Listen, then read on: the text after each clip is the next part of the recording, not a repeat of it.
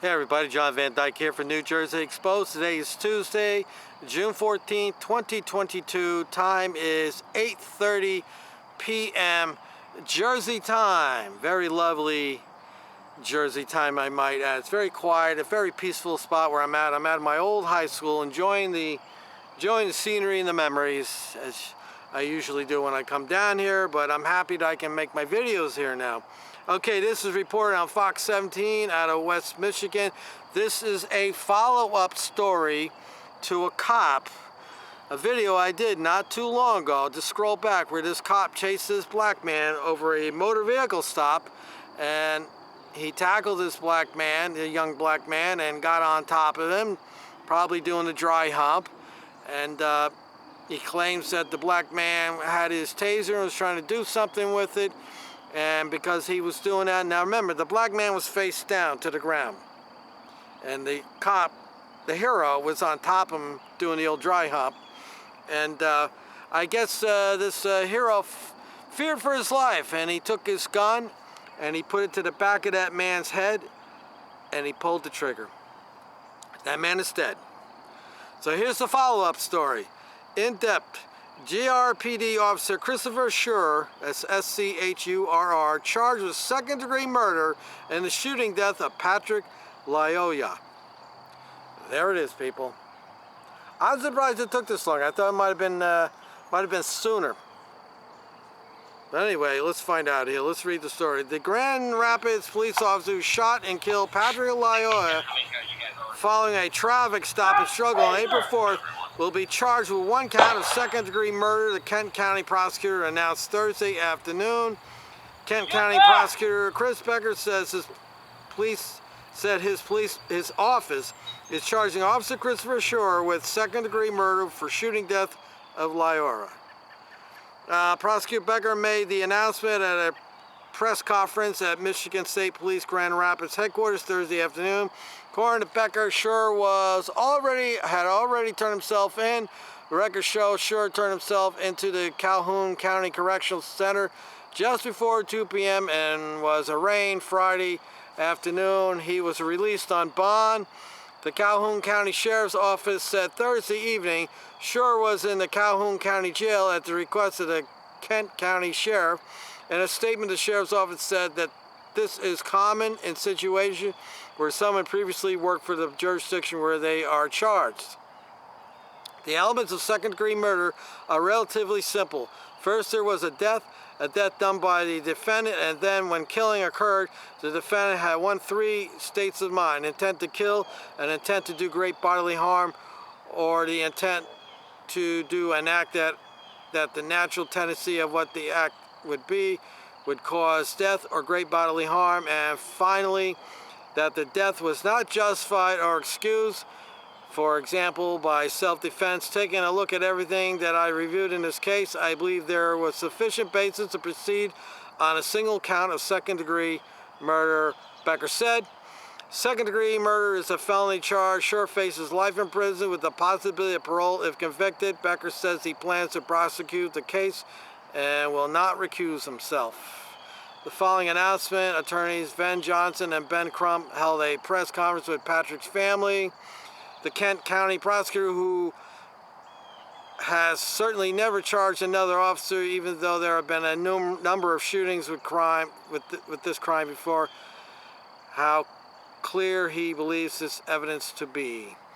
John said he will get full cooperation from the Lyoya family and their attorneys. Crump released a statement following Becker's announcement.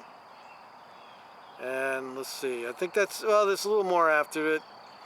I'm not going to read the rest. You can read the rest. It's just going back over what happened. So anyway, you've watched that video, and I watched it, and as far as I'm concerned, it was cold-blood murder. But you look at the cop's state of mind, and he is ramped up.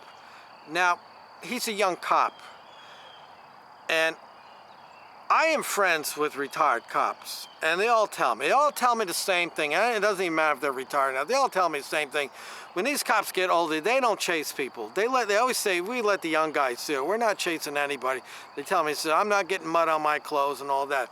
Now, this cop chased this guy by himself over a motor vehicle. This is a motor vehicle stop that this cop performed. And he chased this guy, got in a wrestling match with him. He's on top, he's flipping out, he's got tunnel vision, and his only remedy for the problem was to shoot the guy in the back of the head. Poof. I'm surprised his head didn't explode. You saw the video. And I looked at it, I go, why did the cop just get up? Why did he just get up? And when the guy gets up or turns over, you point the gun and say, that's it, freeze, don't move, and wait for your backup to get there. Again, who trains these guys? So you got a man that's dead, you got a cop whose life is probably screwed at this point. He's done. You got taxpayers that are gonna get sued, if not already getting the lawsuit, and millions are gonna get paid out over that. But a man is dead because a well-trained professional hero killed him. And his only solution to a problem was to put a gun to the guy's head and pull the trigger. Very sad. That's all I can say. Very sad. And of course, the union had to chime in. I saw an article, which I'll read to you. There'll be a second part here, where the union, well, let me read the story. And you can hear what the union had to say, but you certainly can speculate what they're going to say. You know, it's never a cop's fault. When a union gets involved, it's never the cop's fault. It's always somebody else's fault. It's like they in their minds, they think the cops are Teflon. They want the cops to be Teflon, that nothing sticks to them and they could never do wrong or anything like that. Though I will say that the unions will not stick up for a cop if children are involved. Molestation, things like that. They don't get involved with it, but when they shoot and kill somebody, boy, the union's right there, and I'm sure the union's paying for the lawyer. Okay, when I get back, I'll play the other story, which is the union. Okay, so I got the story here. This was reported on, it's getting dark out, it's tough for me to see now. WZZM13.com. This is dated on June 10th, 2022. And it says, GR Fraternal Order of Police respond to charging of officer who killed Patrick Lyoya. There he is. There's the story right there. All right, let's find out what the union has to say about this. The Fraternal Order of Police has backed Officer Christopher Schur since the shooting on April 4th. See, let me tell you something, people. Law enforcement, for the most part, and I'm making general statements here, they are narcissists. They don't give a rat's ass about you, me, or anybody that they hurt. They don't care. They don't care. They don't come out and say, well, let's find out what happened here and we'll work it all out. No, they get right out of the box. Oh, it's not the cop's fault. No, it's not the cop's fault that he stopped the car. It's not the cop's fault that he chased the guy. And it's not the cop's fault that he got on top of the guy, dry humped him, and he wasn't able to overcome him, and then his only solution was to take the gun and blow the guy's brains out. Yeah, okay. Well, let's find out what their cop-splaining is going to be, cop logic. The Grand Rapids Area Fraternal Order of Police is reacting to Christopher Schur's being charged in the shooting death of Patrick Lyoya, calling the decision a ridiculous miscarriage of justice. On Thursday afternoon, Kent County Prosecutor Chris Becker announced that Schur had been charged with second-degree murder. 2 months earlier, Schur shot and killed Lyoya during a traffic stop. The FFP supported Schur after the shooting, along with the Grand Rapids Police Officers Association. Michigan's State Police handled the investigation and gave their findings to Becker on May 31st. Schur was placed on paid leave and stripped of his police powers while the investigation was ongoing. Now, what is curious is that the state police did this investigation. Obviously, they found a few things that made the prosecutor file the complaint. GRPD Chief Eric Winstrom said Thursday he would ask the Grand Rapids City Manager to suspend Schur without pay pending the termination. And here's a picture of the cop. And I'll say something else when I get done here about him. And let's see what else. Okay, on April 25th, 3 weeks after the shooting, the Fraternal Order Police backed Schur with a post outlining his history, saying that Schur went on a mission trip to Kenya, where he got married. Chris recently had to make a decision that, as officers hope and pray never have to make, the post reads, because Chris made it, the world's trying to make him out to be a monster. He's not a monster, I will say that. The LPD posted on Facebook Thursday asking people to support Schur and his family. They called a decision to charge a ridiculous miscarriage of justice. The post says donation savings account has been set up. Greater Grand Rapids branch at NAACP says the charge filed against Officer Christopher Schur and the death of Patrick Lyoya are a step in the right direction. And that's that. So, okay. So let me say something about this guy right here. I don't think this cop got up that morning and says, I'm going to go out and shoot a black guy. I don't think that's the case at all. I think he used some poor judgment. And he got himself in a situation where he was way over his head. Instead of waiting for the backup, instead of saying to yourself, you know what, this is a motor vehicle situation. It's not that big of a deal if he gets away. We've got the car. We've got some kind of leverage. But instead, he was like a dog that saw a ball. Somebody threw a ball and he had to chase after it. And when he got there, he killed the man. So I do feel bad for this cop. You know, but he made a bad decision, and because of that bad decision, now he has to pay the price.